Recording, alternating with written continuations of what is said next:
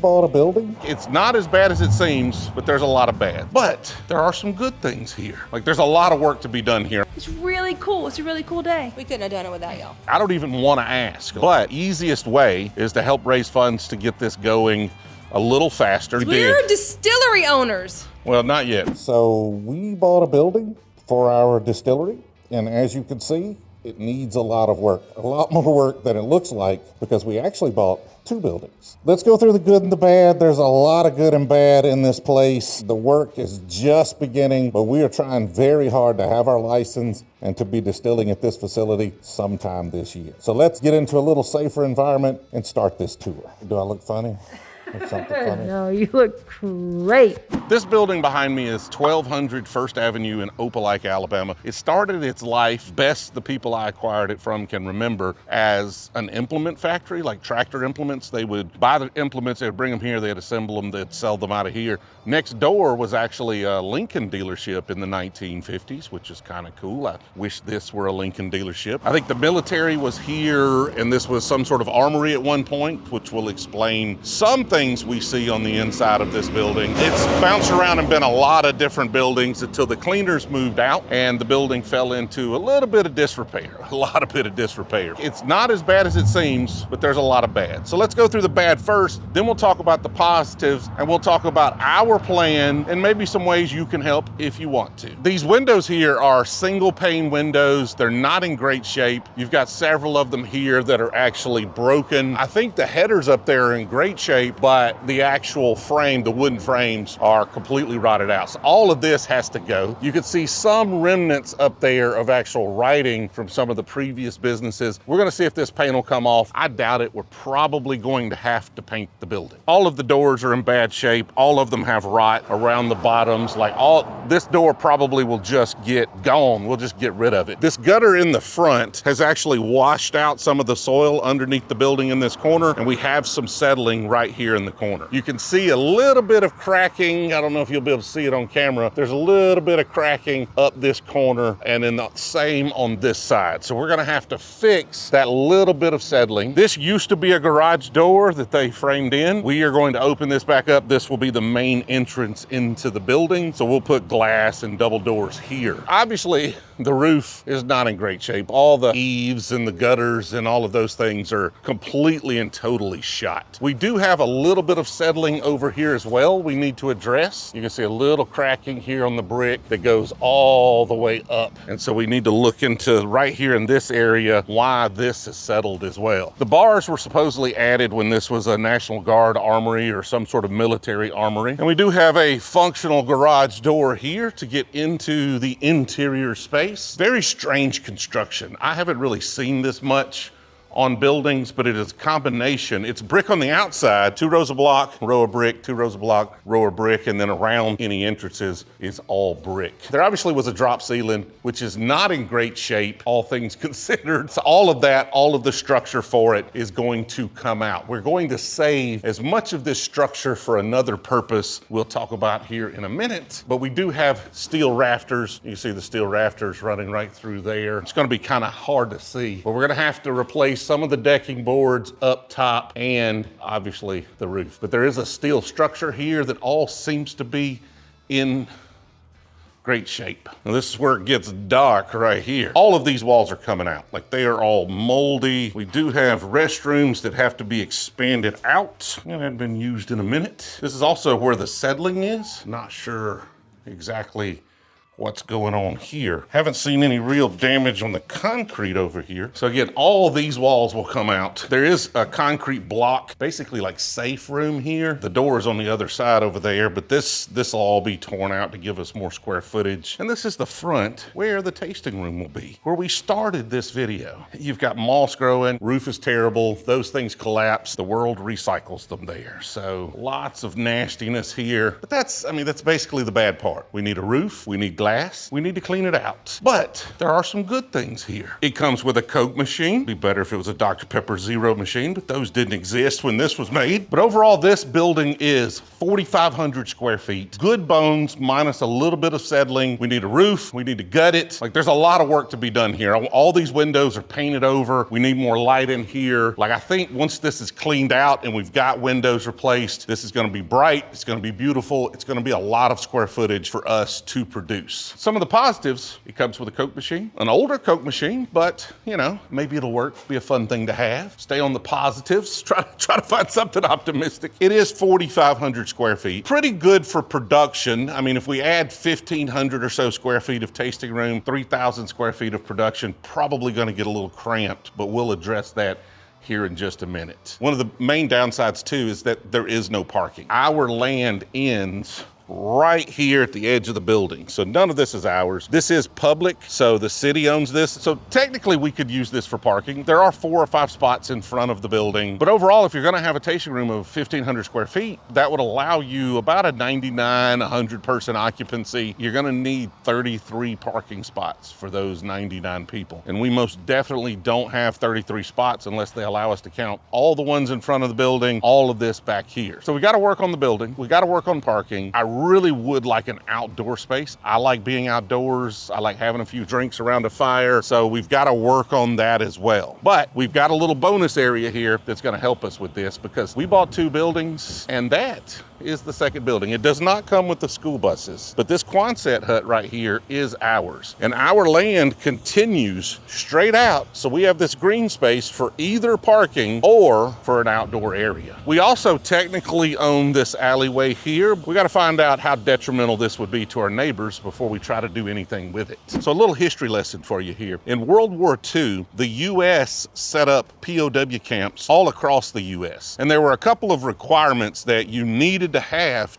a POW camp put in your town. One, the railroad had to run through. Like, they had to be able to get prisoners there and out of there pretty efficiently. 2, it needed to be a small town. A place where if somebody escapes, they're gonna really stand out and you're going to be able to find them if you need to. And so there was one such POW camp here in Opelika. Supposedly, all the POWs there were captured in North Africa, Italians, Germans, about 3,000 POWs. And about that time, I think there were only 8,000 or so people in the city of Opelika. I talked to the owner and she's on into her 80s or early 90s. You know, she was just telling some stories about how, you know, people would escape. They would just go hang out and, you know, nobody around here locked their doors. So they would just escape to go get beer or do something. And then, you know, they would turn around and go back to the POW camp later that day. I tell you this story because this building right here supposedly came from that POW camp. When they shut it down, they sold off surplus all of the buildings. The owner of the property at the time, the father of the person I bought this from, actually bought a lot of the buildings and relocated them onto some of his properties. And she thinks this is probably one of those buildings. Now, the Quonset hut part of it is in okay shape.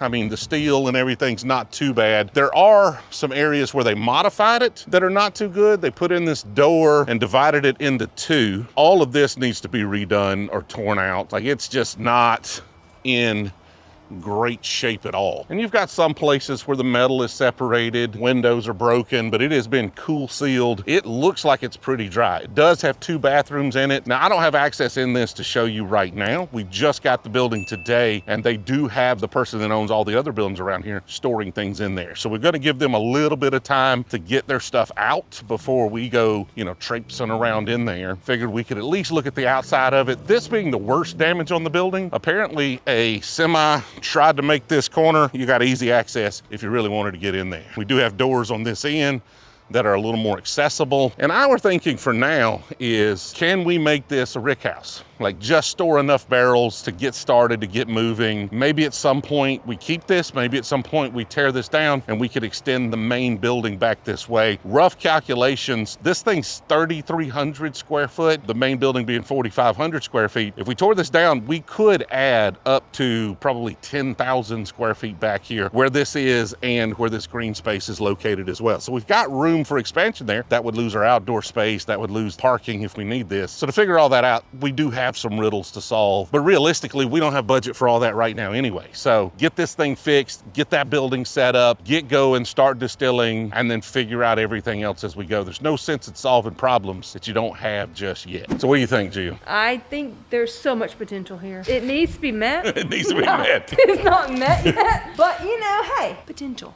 There's potential here. Lots of potential, Gosh, potential it's- energy. It's really cool. It's a really cool day.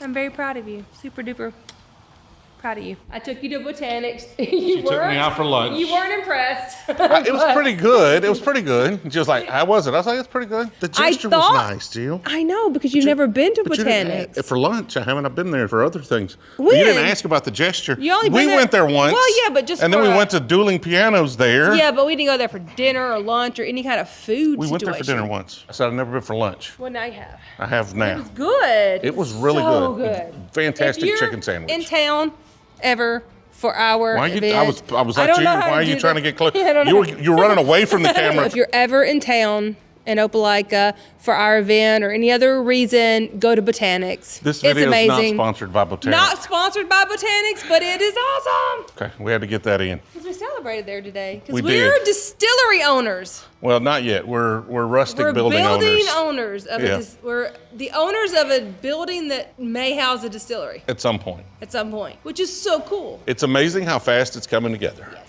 And thank you all, because we couldn't have done it without y'all. Oh, absolutely Not possible. Absolutely not. Like our goal right now, and this is a lofty goal. I don't think we'll make it. I really don't. My goal is to try and have this thing distilling whiskey by the 3rd anniversary of Brewzle in July. 3 years since we started the channel to getting this Crazy. going. I don't think we'll be able to get our license by then, nor do I think we'll get this building done by then. But that's what we're pushing for, and to try to at least, if not, have it by our event in September. We're having Brewzle Fest September 20th, and we're just like 3 or 4 blocks Oh, yeah, from not far. where we Walking had distance. Brewzle Fest. Yeah, So you got to to go walk. across a main Yeah, road but and it's some railroad tracks, so but it is very walking. walkable. Absolutely. walkable. We've got all the infrastructure we need. There's literally septic that runs right by the building here that goes back there. We've got 3-phase power on this power line right here. So overall, this has everything we need. It's almost 8,000 square feet total. I was looking for about 8 is what I was going for. Now, some of it being Quonset hut, it's not quite as usable because of the roundness of it, but it's enough square footage and we can find more. Now, long term, we'll need rick house. We'll need something to store more whiskey than that will do. And we might build it right there. We might not. We might find a place out in the country and store them. It's exciting.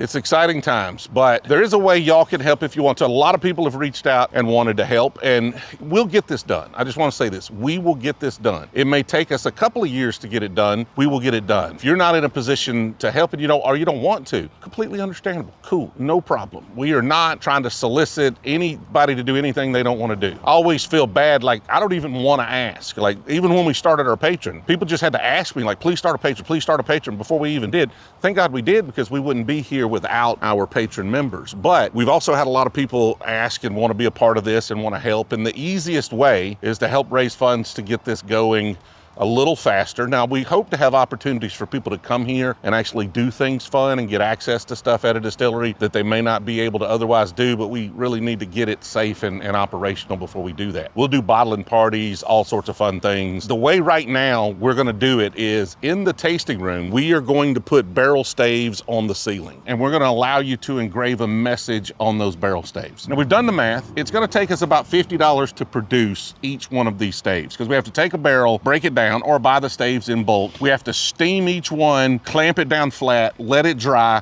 engrave it, paint it, sand it, stain it, That's a lot build of the work. infrastructure, and then hang it in the ceiling. Yeah. And so, you know, with all the labor that it's going to take to do that, it's about $50-ish for us to create one. So we're going to sell these for $150. I don't have the exact count of characters that we're going to allow on it right now. I'll pop it up on the screen here. We've got some tests. I'll show you the test. This was on a small stave, so we're going to do it on bigger staves than this, so there'll be more characters that can be put on it. But if you want to participate in that, there's a link in the description to buy one of those staves. It'll hang forever on the ceiling in the tasting room. Be a cool way to be a part part of, just a little part of the distillery and helping us get this thing off the ground. If you want to, and if you don't have to be hateful in the comments, just have a nice day, man, chill out, relax a little bit. Jill asked if I was excited, and the answer is a little, but now the work begins. Like, now the real work begins. There's a lot to do, a lot to fund, a lot to figure out. We're in uncharted territory. Buy a building, okay, I've bought a house, I've never bought a commercial building. I at least have been through that process. Now we have that, now we're in a whole lot of unknown, from licensing to construction, and we have not had good luck with construction thus far. Having people at the house to work on stuff, it has not gone well. We end up just going back and doing the work over ourselves. I don't know if we're soft or it's just really hard to find people, and you're really busy, so it's hard to just stay on top of them and beat them up. I think we've got some good folks that are going to be working on this one, though. I'll update you as soon as we have some movement on getting this cleaned out and starting to plan out the space. Any parting words there, Jill? Well, my parting words would be, this is scary as everything we've ever done in our entire lives, but I trust you. And I know you've got this. I'll never doubt you. Again. Ever again. If you put your mind to it, you can do it. And I am very proud of you, and I love you very much. I feel like she just put all the blame on me, too. She's just like, I'm trusting you. No. It's scary, but I don't know anything about it. I appreciate y'all watching all the way to the end. Let me know your thoughts. Give me any cool ideas of things we could do here that might be different than anybody else is doing. Or if you've seen something really cool that somebody else has done, let me know what that is. Totally a mural on this wall. Like, we need a mural. I agree. There needs to be a mural. The only problem is it's got a lot of windows. It doesn't matter. Work the windows into the mural. This has to be an Instagram, like, you take pictures in front of this. I don't know what it is. Anybody got any ideas? But, like, there's got to be a way where you can incorporate the windows into this. This is Instagram, like, perfect. Like, it's train cars on each one of those. I don't know what it is. Okay. But it's something. Any mural ideas? Yeah. Let us know. Let us know. Appreciate y'all watching all the way to the end. See y'all in the next one.